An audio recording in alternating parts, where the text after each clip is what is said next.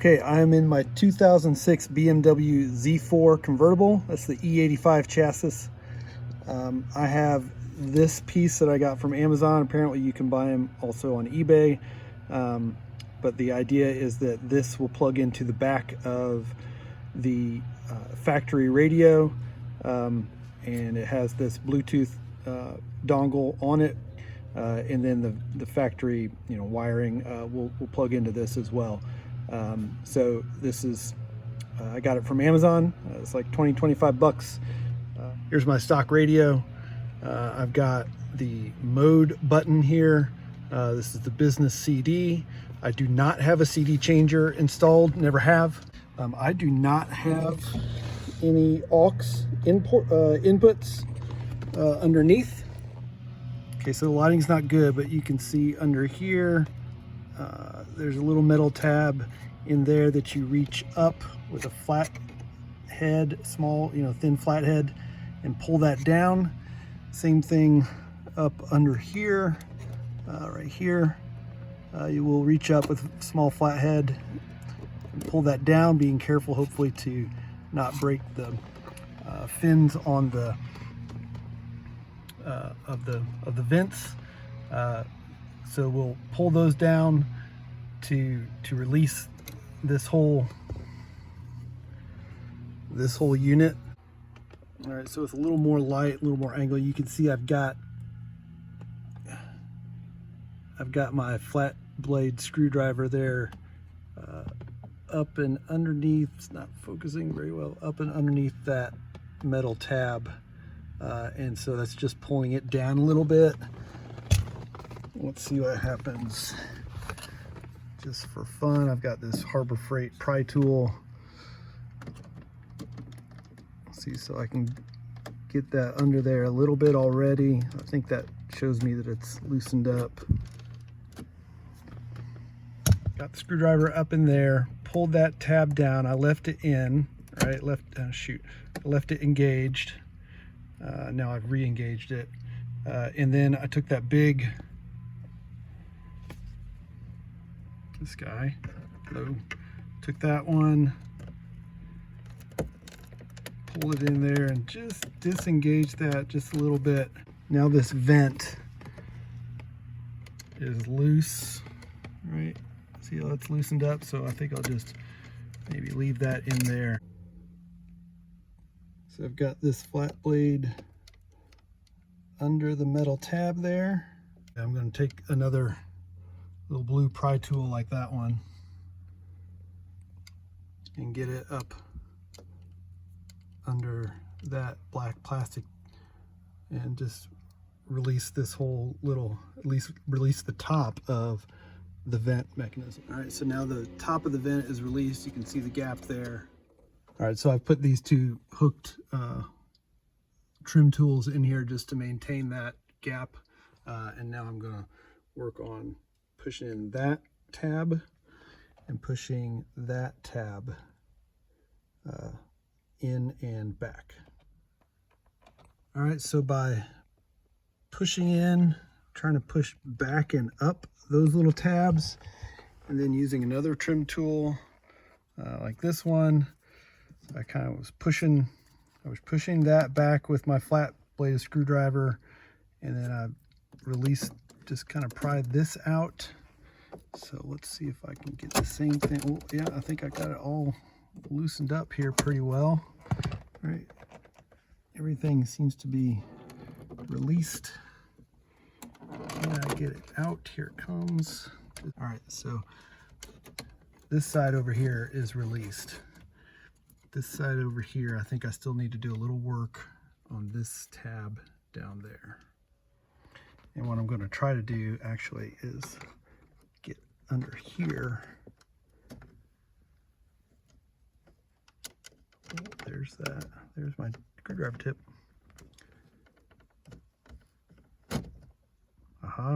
See how I've lifted that tab. All right, not sure what's stuck. It seems I'm released down there. There's something back up here.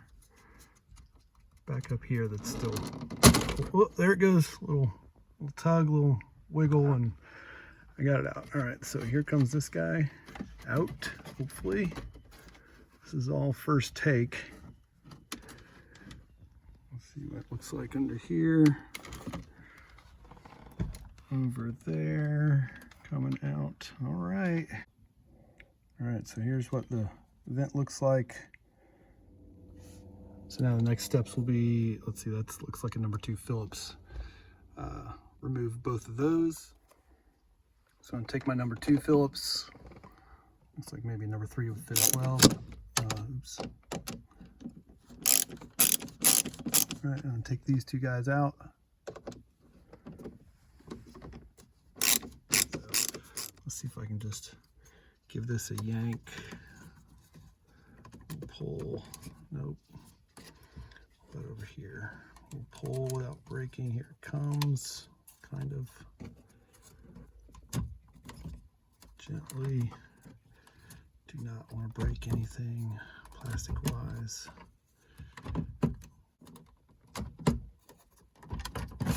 Here it comes. Oops. Okay. Gently see what wires look like as they come out. All right, there's the main wire harness back there.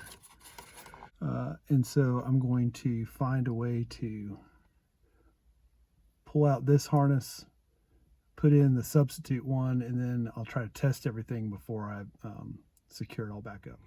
All right, so here's the harness, and you can see that it has this kind of lever action, which gets released, which I just released before I turn on the camera because I needed my other hand, but it gets released by this little tab here, and then it lifts up, right?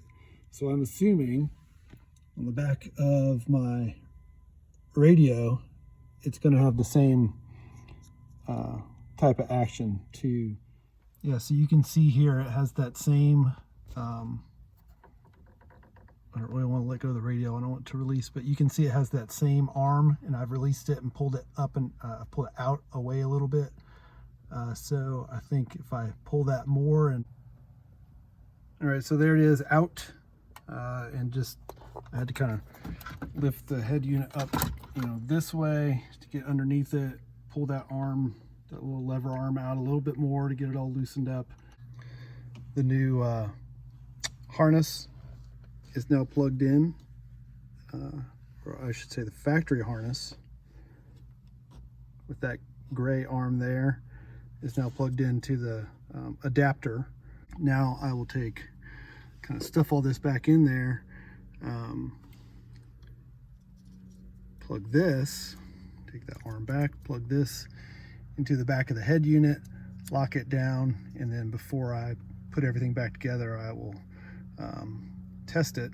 And now the new harness, the adapter is on. You can see back here as the back end of the adapter. This is into the head unit now. This plugged in just real nice, clicked in, and then that clicked down. Okay, so this should all work now. And this, you can see this dongle has this little light. I expect that's going to be blue when we're attached. And of course this will get stuffed into the back as well.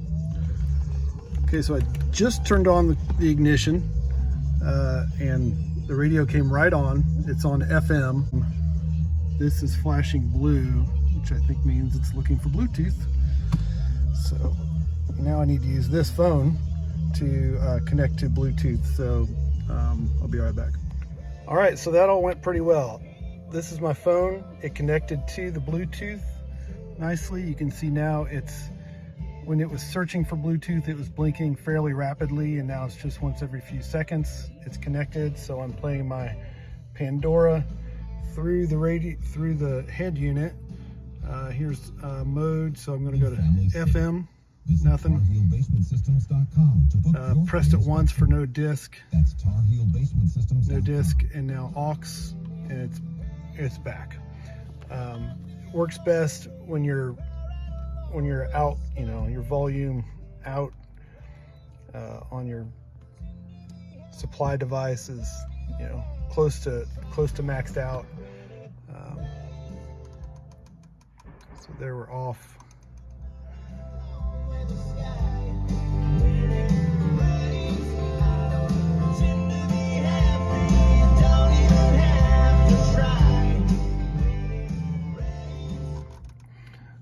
So, you know, is the audio perfect? No.